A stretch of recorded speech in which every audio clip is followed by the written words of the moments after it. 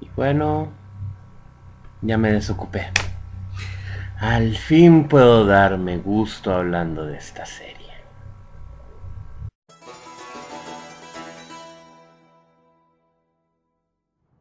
Los tiempos cambian, así como también cambian los gustos.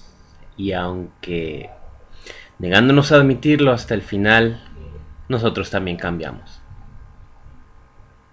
Las series que tienen como telón de fondo un conflicto armado, si se les pone amor, pueden llegar a ser inolvidables y hasta influyentes en nuestras vidas, independientemente de su género, pues es cuando el ser humano se pone a sí mismo en su más mínima expresión, conquistando, venciendo y humillando a otros en nombre de alguna deidad o dictador, que más se hace ver a sí mismo como lo que realmente es, un animal con uso de razón.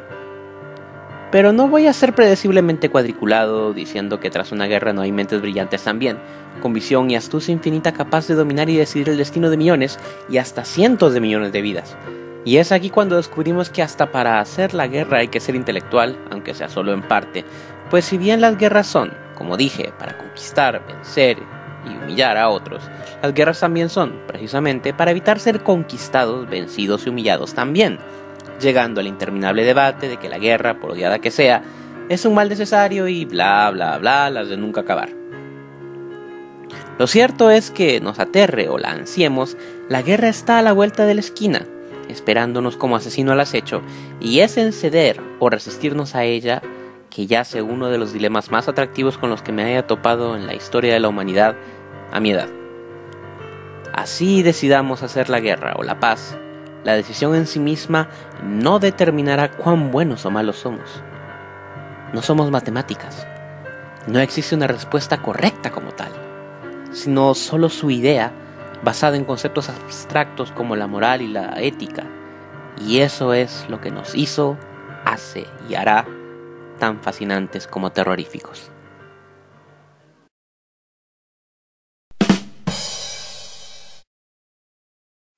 Teniendo como escenario varios siglos en el futuro, Gingai Densetsu nos habla de una raza humana que no solo ha conseguido colonizar una diminuta parte de la galaxia, sino que esta última se halla en pie de guerra, en la forma de dos territorios, el Imperio Galáctico y la Federación de Planetas Libres, siendo el primero una institución despótica de carácter hereditario influenciada por la cultura germánica de los siglos XVIII y XIX, y la segunda una federación de carácter democrático fundada por desertores al imperio.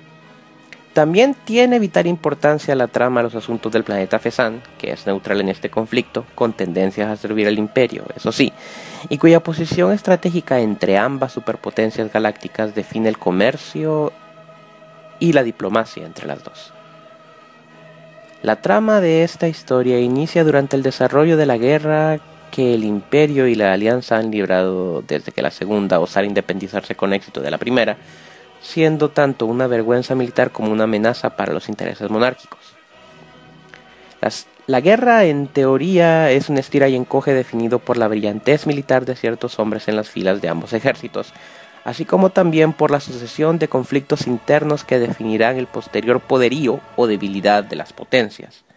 Y, de muy especial importancia para la trama, el control sobre los corredores que conectan el tráfico y las posibles rutas de invasión hacia el territorio enemigo, el de la fortaleza espacial de Isengron y el de Fesan. Dicho esto, ya más o menos pueden hacerse una idea de la solidez del armazón de la trama, ¿no? Gingai Densetsu es literalmente el recuento del nacimiento, muerte y resurrección de naciones espaciales, siendo fantasía, pero a la vez un reflejo fidedigno de cómo se ha definido el orden mundial actual a través del choque de sistemas políticos diametralmente opuestos. Además, en el frente presenta tanto el lado de los comandantes moviendo las piezas del tablero de ajedrez, como el del soldado común, ya sea en calidad de piloto, tropa de asalto, gendarmería, etc., e igualmente su corrupción y sufrimiento de cara a la victoria o la muerte. Las superpotencias presentan armas y diseños de naves de muy poco atractivo diseño aerodinámico, a diferencia de otros trabajos que tienen como centro conflictos espaciales y destacan más bien cuál sería el verdadero aspecto de una flota espacial dominada por la influencia del complejo industrial militar, que busca ser práctico y no el, entre comillas, estar a la moda. Una vez establecida la franqueza y seriedad del trabajo, es preciso informar que durante su desarrollo miles de millones de vidas se perderán, no solo desintegrados por una bola de fuego, sino que también acribillados, mutilados, empalados y demás, haciendo de este un seinen bastante impactante para su época, e incluso hoy acentuando dicho shock value el hecho de que las muertes no son dramáticas o fetichistas, sino reales, frías, rápidas y muchas veces de repente y totalmente al random, como la vida misma. En pocas palabras, no les voy a decir ni quiénes ni cómo, pero les recomiendo no apegarse mucho a los miembros del elenco, porque más de la mitad de estos desaparecerán en ambos bandos, a veces por motivos irracionales e idióticos.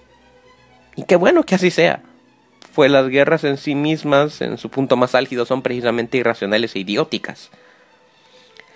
Como advertencia final me hallo en la obligación de advertirles que Ginga Eiyu Densetsu no es para idiotas. Tiene mucho diálogo y mucha narración explicativa de la historia de ambas potencias galácticas, al extremo de existir 2 episodios completos hechos a modo de documental para dar cómo, cuándos y por qué de todo lo que ocurre en este universo. Hablamos de 110 episodios. Ninguno se anda con babosadas de relleno y con un cast que supera en importancia en relación a su extensión hasta Full Metal Alchemist. A nivel estructural tenemos, no me apena decirlo, al que considero ahora el mejor anime que haya visto, y mi impresión es tan grande como mi estupefacción, pues la cosa ha estado allá afuera por más de una década y yo ni había oído hablar de ella. Y estoy seguro que ese es el caso de muchos de ustedes también.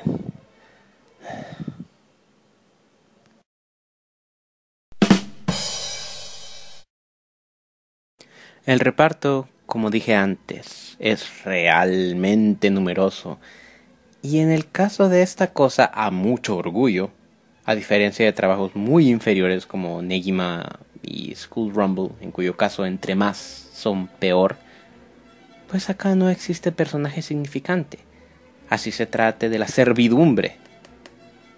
Pero bueno, por muy profundo y relevante que sea cada uno de ellos a la trama, si me pusiera a describirlos detalladamente, este video me quedaría mínimo como de media hora. Así que describiría el caso a través de los protagonistas que definen la esencia de la guerra y cambios sociales narrados en esta obra. Los héroes encabezando la lista de esta ópera espacial son Yang Wen-li, almirante y estratega portento de las fuerzas de la Alianza, y Reinhard von Logengram, supremo comandante y eventual regidor de todas las flotas imperiales. Tomando en cuenta los bandos a los que han jurado alianza ambos comandantes, podría decirse que estos son como el agua y el aceite, pero esto es cierto solo en la superficie, teniendo Yang y Reinhard muchas cosas en común como hombres de guerra, discrepando en pocos, pero muy cruciales, aspectos que los definirán como protagonistas. Yang es un demócrata de pura cepa, creyendo en el poder de la gente para la gente, y aborreciendo la política y la burocracia, generadores, a criterio suyo, de corrupción y tiranía maquillada. Como comandante es respetuoso y honesto con sus hombres, sereno para tomar decisiones de vida o muerte, así como también una enciclopedia andante, pues antes de ser militar, la vocación real de Yang es la historia, tornándose en numerosas ocasiones en el intérprete definitivo de los motivos de la guerra de la que él y sus oficiales forman parte.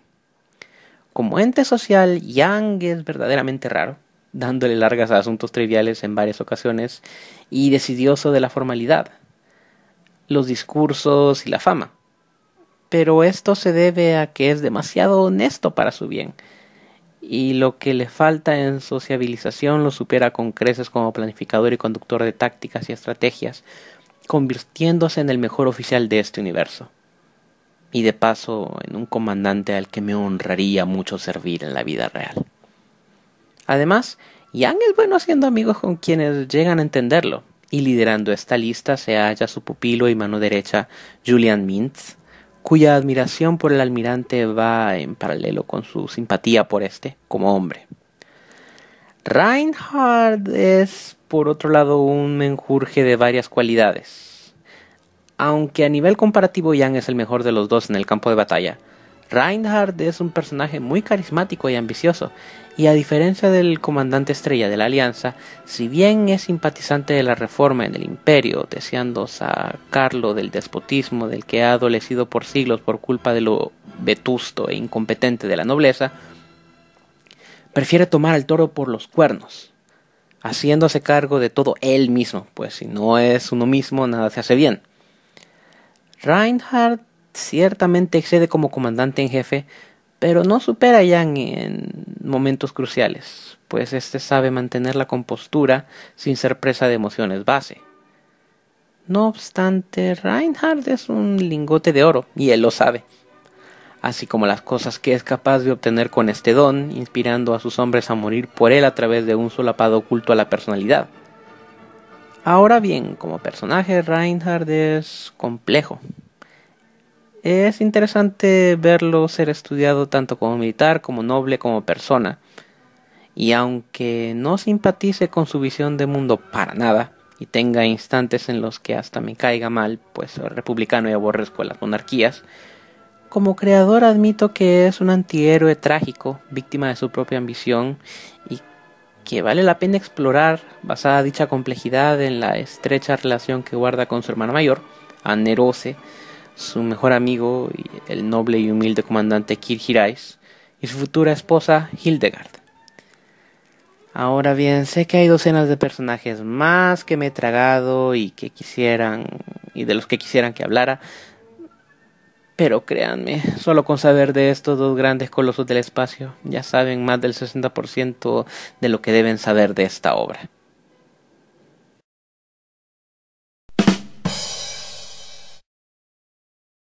Kingai Densetsu tiene un desarrollo sublime que mantiene el balance tanto del protagonismo de sus personajes como el desarrollo de sus arcos sin llegar a estorbarse los unos a los otros.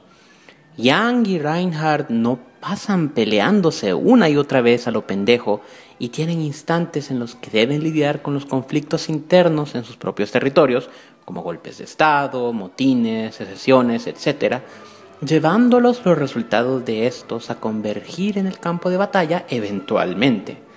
Además, por portentosos que sean como líderes, Yang y Reinhardt no son sus ejércitos enteros y deben, lógicamente, delegar y confiar muchas misiones importantes a sus oficiales, adquiriendo estos mayor y más interesante relevancia por sí mismos y no por su dependencia hacia sus comandantes, como suele ocurrir en series con temáticas similares.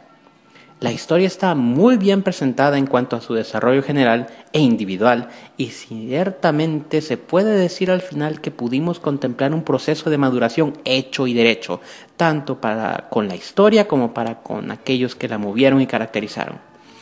El final, les advierto sin dar spoilers, que no será del agrado de muchos, pero eso no significa que esté mal hecho, apresuradamente o sin respeto por la congruencia por su nudo. De hecho, en retrospectiva, para como fue el trabajo desde el principio, diría que el desenlace es bastante justo y de conformidad con la idea de que en una guerra, a pesar de haber un vencedor y un perdedor, nadie es completamente ganador o perdedor, dependiendo desde qué punto de vista se vean los resultados a largo plazo.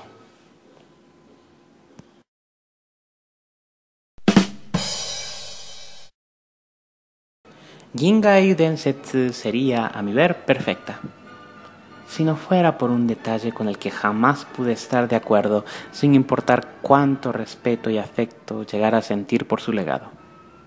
Corríjanme si me equivoco a aquellos que ya la han visto o leído, pero ¿no les parece que muchas veces en Kingai Densetsu las decisiones tomadas por los políticos, nobles y otras figuras de poder, aparte de los soberanos Yang y Reinhardt, son inenarrablemente estúpidas. A veces creo que muchos de los titiriteros detrás de los escenarios de poder en esta serie no han leído nada de historia, estudios sociales, tácticas militares, economía o política básicas siquiera, cometiendo en el frente o en casa errores tan inauditos que da la impresión que el autor original de las novelas tomó, literalmente, la idea de que el ser humano jamás aprende de sus errores. No es muy difícil suponer que Yang y Reinhardt necesitaban espantapájaros que resaltaran su grandiosidad, pero ya sean parlamentarios, príncipes, generales, consejeros espirituales supremos y demás, todos se sienten así nomás de pacotilla. Al ver la serie a veces hasta cuesta creer que líderes propiamente dichos así puedan ser reales. Y entre más tiempo queden con vida durante la trama, a pesar de su idiotez, más what the fuck se vuelve su razón de ser en este escenario. Como sea, una vez uno se acostumbra, es posible resistir la estupidez de estos mentecatos, pero igual no deja de verse tremendamente contrastante con la brillantez de los verdaderos genios de esta obra.